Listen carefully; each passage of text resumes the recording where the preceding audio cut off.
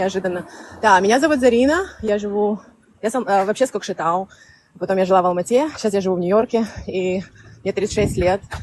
У меня, конечно, трансформации происходят мощнейшие, это неожиданный поворот, как говорится. Знаете, такое ощущение благодарности безмерно невозможно описать. Ну, я думаю, я шла какой-то путь приблизительно к этому. И вот вы знаете, о себе мне посоветовала моя подруга Махаббат. И она мне так рассказала, что она проходила. Я думаю, ой, мне надо. Я прям чувствовала, что мне нужно. И вот это вот воссоединение, которое я сейчас прохожу, это, наверное, самое глубокое воссоединение с самой собой, с моим родом, с моими предками. То, что я вижу в своих медитациях, лечениях, это просто, конечно, вчера у меня были слезы всю сессию, и настолько была глубокая именно чистка.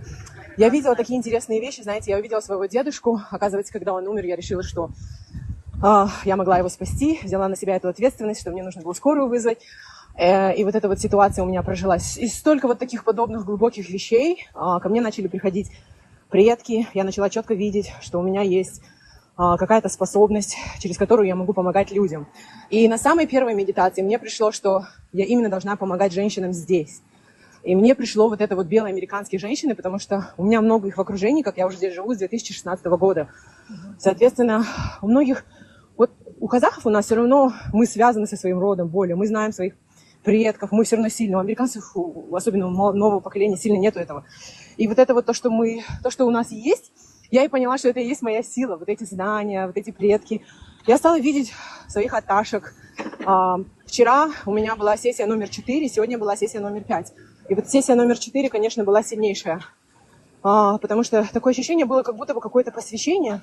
Я видела прям 7 аташек, 7 или 9 человек в кругу сидели и крутились надо мной по кругу просто. Но один из них, да, и удивительно, я 3-4 года назад приезжала в Алмату, я делала игру Лила в горах в каком-то доме, да, и в конце меня как будто Бог поднимал на руках в конце игры медитации. И тогда я начала видеть Бога. Я думаю, странно, а потом думаю, ну ладно, наверное, все люди видят. И знаете, вот это, оказывается, была Ташка, который один из моих предков, который сам, на самом деле, хочет меня посвятить и хочет, с помощью меня на этой земле продолжать исцелять людей. Вот, в общем, это большой дар. Я так вам благодарна. Я благодарна вообще за то, что вы делаете для людей. В особенности вот это именно очищение, когда ты просто очищаешься и приходишь к своему истинному «я», обретаешь эту силу, ты начинаешь любить себя еще больше и больше. И вот мой путь, знаете, он как уже длится... Года 4 назад я перестала там пить алкоголь, я там не хожу никуда ночами. У меня такая спокойная, размеренная жизнь. Вся жизнь сконцентрирована на моем здоровье, спорт, здоровое питание, тело и духовное развитие. И вот, наверное, это сейчас у меня какой-то пик. То, чего я искала, вот это вот состояние наполненности и удовлетворенности, что я что-то делаю хорошее для этого мира. Потому что у меня было такое состояние, что-то я хочу делать такое, чтобы именно помогать людям. И сейчас все стало на свои места. Все то, что до этого ко мне приходило, все картинки встали в один пазл. Я просто поняла, что я потихонечку шла сюда, наконец-то дошла. И сейчас мне уже начинают показывать знаки, как мне делать там вот, что мне нужно бубен купить, по чуть-чуть начать. Появилась безумная уверенность в себе, уверенность в своих предках, уверенность в том, что я делаю, просто не нужно мне много думать, не нужно мне планировать, не нужно, просто вот как придет, так и делать все. Вот приходит информация в нужный момент, что они мне подсказывают. И знаете, даже вот я сейчас иду по улице, потому что у нас 10:30 утра, и даже вот идти по улице стало ощущаться по-другому. Свободнее, безопаснее, надежнее. Наверное, это то же самое сейчас будет про проявление. Да. Вот, в общем, я жду не дождусь, когда я закончу. Каждую сессию утром я просыпаюсь, прям первым делом хочу это делать.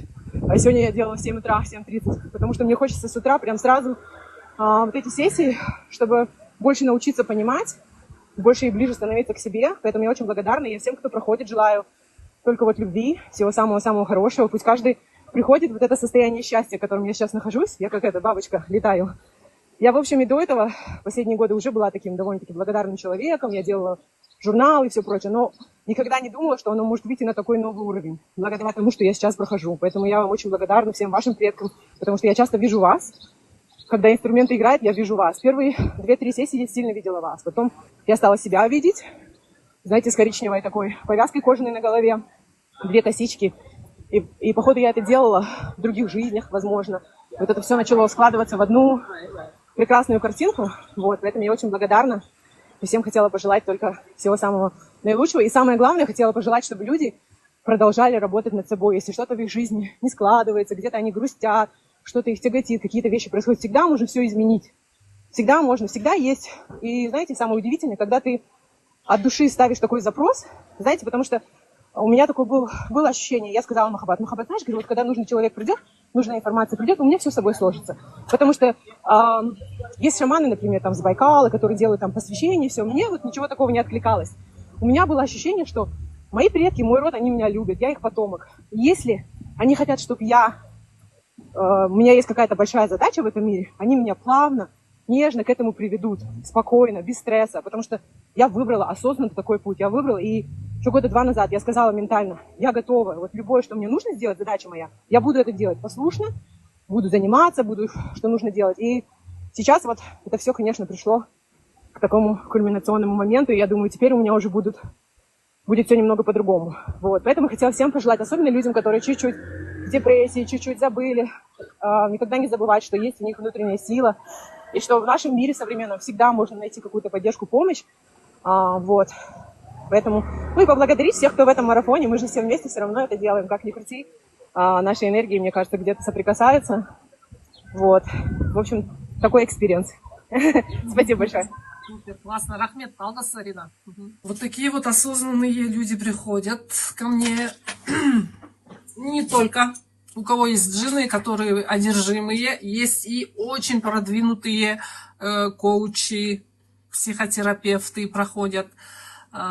Люди, которые уже лет 10-15 в терапии, сами эзотерики, они сами тоже проходят у меня и повышают свой уровень осознанности, свой уровень, как говорится, духовного развития. Здесь идет распаковка ваших знаний телепатически на ментале, понимаете? Вы получаете все свои знания через своих предков, через аруахов. У меня есть даже ученицы, которые обучаются, и все знания приходят тоже на ментале. Открыли там 2-3 раза, как Зара, да, говорит, открыла пару раз всего сайт, именно курсы, но все знания приходят у нее на ментале. Кто в первый раз, всем добро пожаловать, подписывайтесь. Да, сейчас время такое, это время перехода. В Коране это написано, что очень много будет бахса, курпель, тарологи, нумерологи, астрологи. Это время перехода. Понимаете? Конца света не будет, это переход. Идет переход сейчас. Суларыңызды дайындап қойыңыздар. Ставьте воду, делайте намерение, буду делать чистку. Обязательно энергообмен, ребята, энергообмен отправляем. Екінші ступеньге қашан кіресіз, Асия? Бірінші ступеньді бітіре алмай қалдыңыздар ғой. Гаухар ғана екінші ступеньға кірді, қазір оқып жатыр. Өте үлкен бөлім, ол екінші ступеньда, сол энергия Творца. О жақта уже вы начнете работать по-серьезному. Понимаете? Сол үшін екінші ступеньді бірді бітіріп, сразу кіріңіздер. Уақытты созбай. Чем быстрее закончите, тем быстрее вы станете крутыми емши, целителями, которые вы тоже будете помогать людям исцеляться. Все тоже дистанционно можно делать. Не обязательно человека касаться, чтобы его исцелить. Мен бір қашан 5-6 жыл бұрын осылай дистанционно дала, не өзім Стамбулда тұрғанда, ұлым Қазақстанда ауырып қалғанда, сол жақта уже у меня такие знания были, что можно лечить издалека. Енді аруақтар айтады ғой, бәрібір соған әкеп тұрады, сен қабылдамай, сопротивление идет, қасиетті қабылдаған келмесе де әйтеуір заставлять етеді. Понимаете? Солай енді қабылдап кетесіздер. Самое главное это вера в себя, ребята. Хейта очень много будет. Сынақ ең бірінші туған тұсқаннан келеді. Алыстан искать не надо. Это будут ваши близкие, которые будут издеваться, что ты погнала, что ты пациент 6-й палаты. Потому что сені туғаннан білетін адамдар тебя всерьез не воспринимают. Соның бәрінен өту керек. осы сынақтан. Короче, андай немен дешеді, паровоз вперед дейді.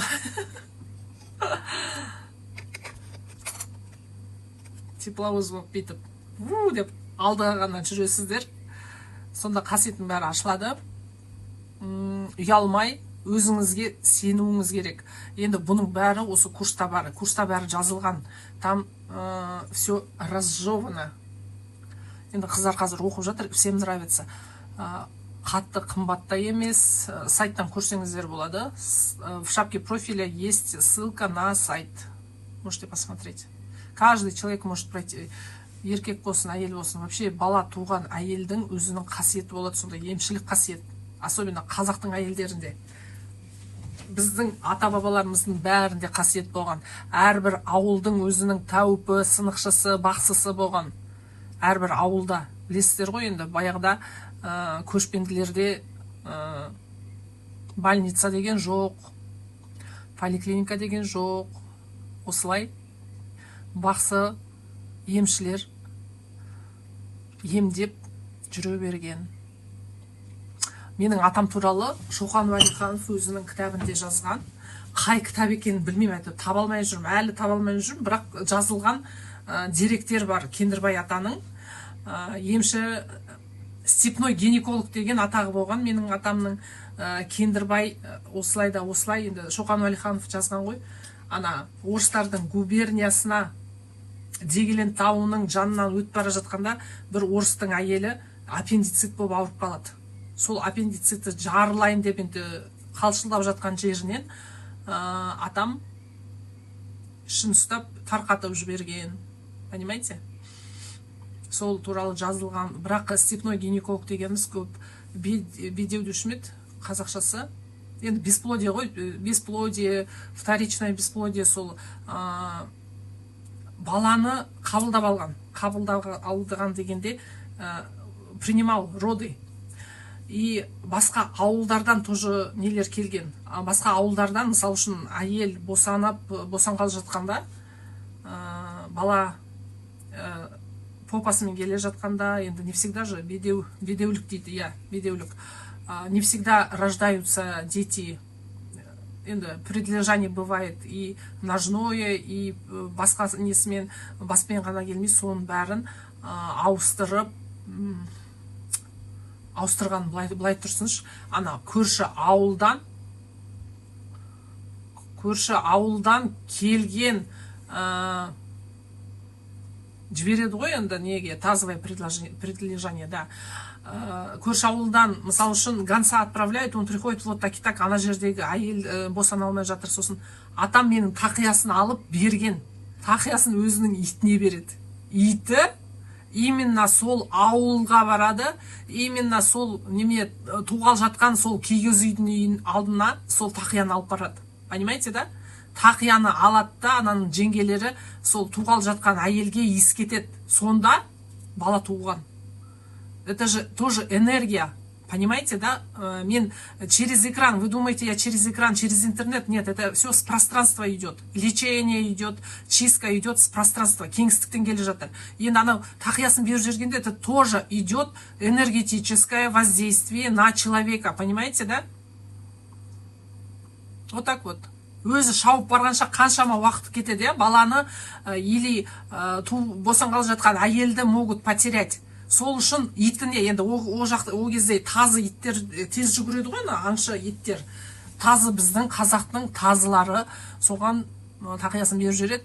Ол тазы ит тез тауып алады, и бала да аман қалады, әйел де аман қалады. Сол осындай оқиғалар көп. Аңыз болып кеткен ғой, енді аңыз болғандың өзінде менің атам ана 17-15 ғасырда емес, осы 19-дың аяғында өмір сүрген, 20 ғасырдың 1913 жылы қайтқан. Былай қарасаң, енді арағашықтық очень біздің, менің арғатам мен менің арағашықтығым, ол кісі 13 жылы қайтса. Несі? Енді тосқан қасиет. Енді менен де басқа ұрпақтарына берілген шығар, енді до этого. просто айтып отырғаным, именно бір ұрпақты таңдайды, сол сізге берілсе қасиет, ол емшілік қасиет любой адамға беріле бермейді. Сізді таңдаса, сіз соған лайықты болсаңыз, сізді сынақтардан өткізіп, бьет по всем фронтам дейді ғой. И по финансам, и по здоровью, и по отношениям, короче, по всем фронтам вас побьют, как и забьют, если вы достойны, значит, ну, они достойны, недостойны, уже сен тумай жатып, уже беріліп қоятын қасиет, олар уже біліп тұрады сен қандай екенін. Потому что адам туылғанда қасиет рухқа беріледі. Рух, сіздің жаныңыз, я, мысалы үшін рухыңыз болады, и жаныңыз, ол уже заранее они знают, какой человек, ну, примерно. Потому что молодая душа, мысалы үшін, жас рух, жас болса, енді там несколько тысяч только воплощений там было, да. Если у вас молодая душа, конечно, bunday рухтарға такую миссию не дают, понимаете, чтобы человек нес такие, это же ответственность, во-первых. Это мы берем ответственность не только за себя, но и за свой народ. Раньше, я же говорю, каждый шаман был в каждом ауле, да, өз ауылының өзінің бақсысы болған, а здесь я только не один город или там район, да, лечу. Я могу государство, я могу планету Земля полностью взять всех. Почему тянутся? Вот с Америки очень много казахов проходят, с Европы проходят. Они как-то находят мой ТикТок, Инстаграм, понимаете? Олардың артынан қуып жүріп, мен марафон ал, сен саған керек деп айтпаймын ғой, олар өздері келіп алады. Значит, им надо это. Тоже открываться надо. Значит, у них тоже миссия какая-то должна быть. Пробуждать другие души.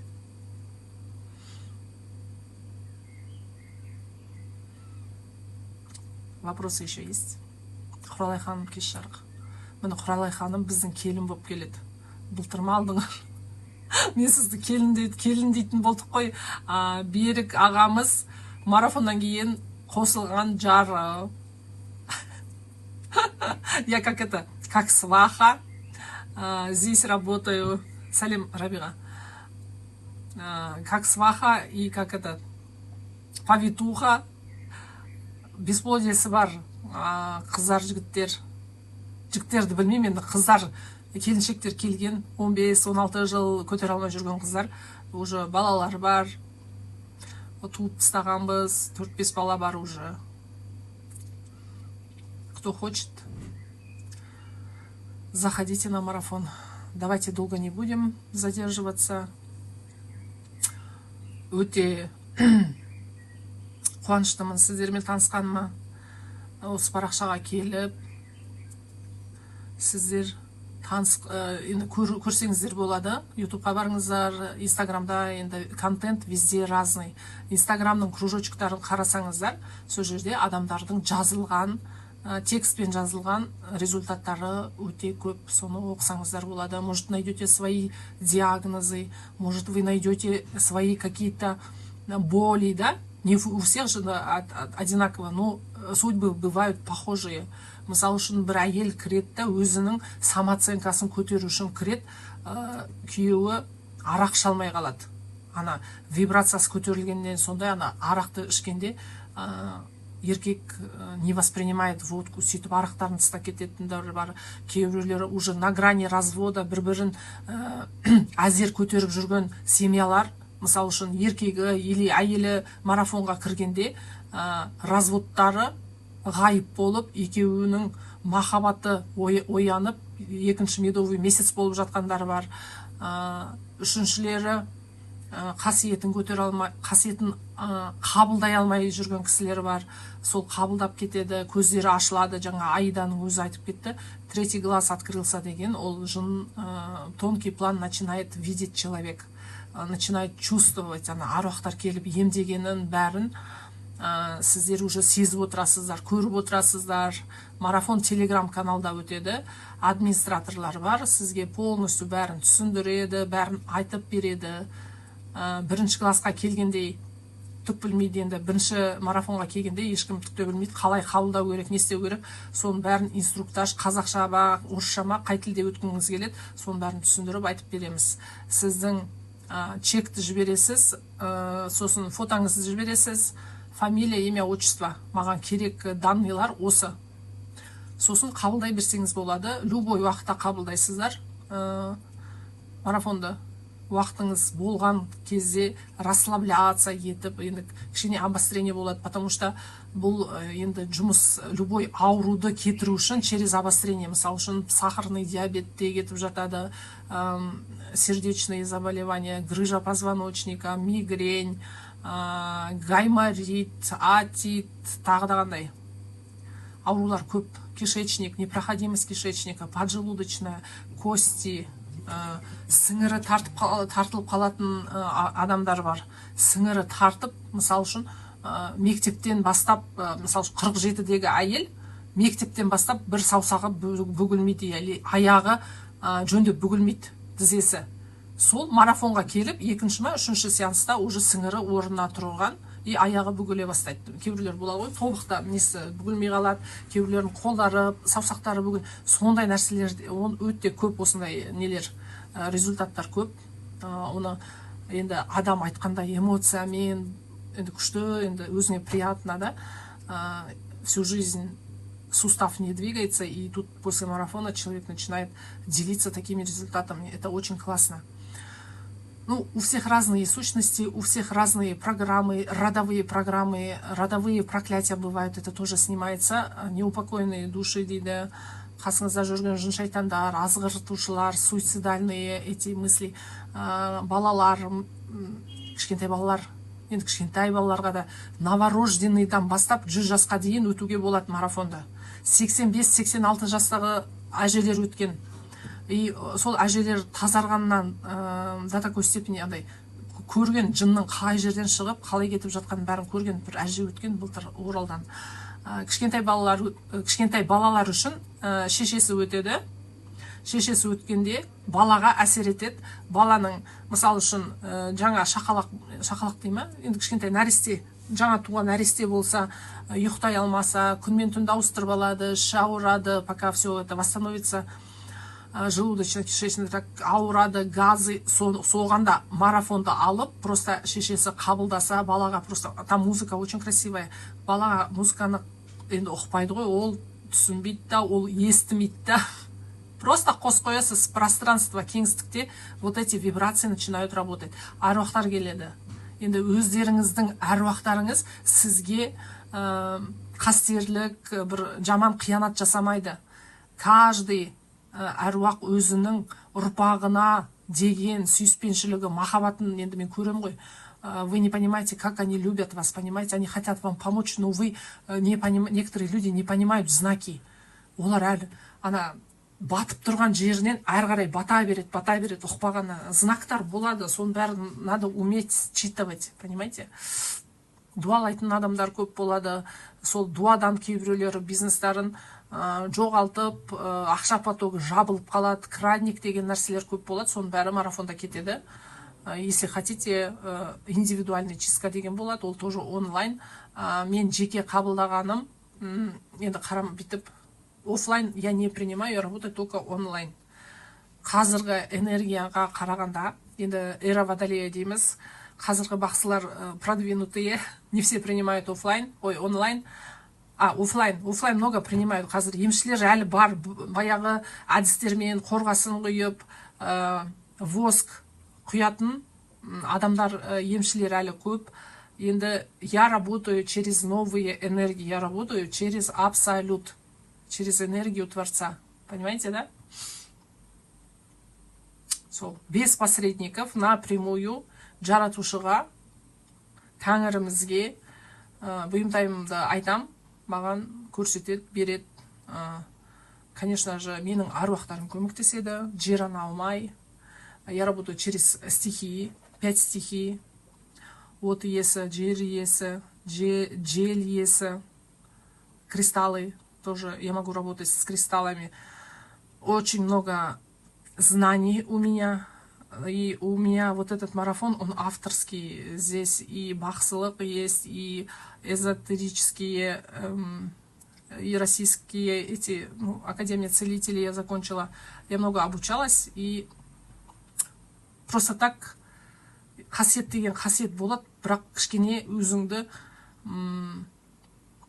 үйреніп білімге ұмтылсаңыз, енді мен сияқты мощный бақсы боласыздар.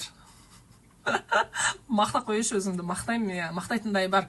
24-ші жылы целитель года деген осы Алматыда берген номинацияны алдым. Целитель года 25-тің мартында Москвада целитель международного уровня деген номинацияны алып келдім. Оның бәрі мына жақта. Ол дипломның бәрі қайда жатқанын білмеймін енді. Асем Кендірбай, целитель номер 1. Жоқ, көрмейді екен. Көрінді ма целитель номер 1 деген? Ай, целитель международного уровня. Міне осындай дипломдарым бар. Москвадан алып келген. Енді бұндай нәрсені көрінген адамға бере бермейді. Бұл жерде енді целитель деп алған, бірақ вообще мен шаман ретінде барған ғой, шаман.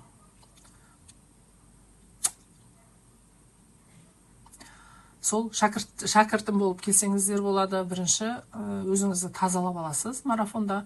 Бір марафон өтіп, ары қарай оқи берсеңіздер болады. Я всех пропускаю через марафон, потому что жын шайтандар, көзді жауып тұратындар бар, пелена, на глазах пелена, ана оқып жатқан информацияны воспринимать етпейді, памяттары жоқ болады, соның бәрін кетіру үшін марафон жақсы көмектеседі.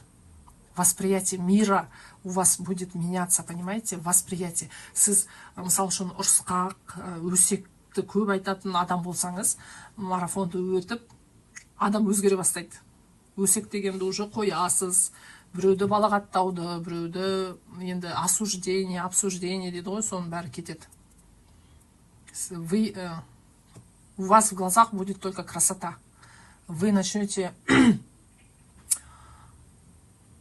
табиғатпен, бұлттарға қарап, күнге, айға қарап, өсімдіктерге, ағашқа қарап, табиғаттың сұлулығын көре бастайсыздар. Солай. Рахмет келгендеріңізге. Омыртқаны вытягивание позвоночника деген техника бар. Айына бір рет істелінеді. Аяқтарыңыздың ұзындығы әртүрлі болса, аяқ қисық болса, косолапость болса, тазобедренный суставта шығып кететін, постоянно шығып тұратын бір нелер, ойнамалы суставтар болады ғой, буын, сондайларды орнына қойылатын сондай техника бар. Ол тоже онлайн істелінеді. $200 тұрады. Айына бір-ақ рет істеуге болады.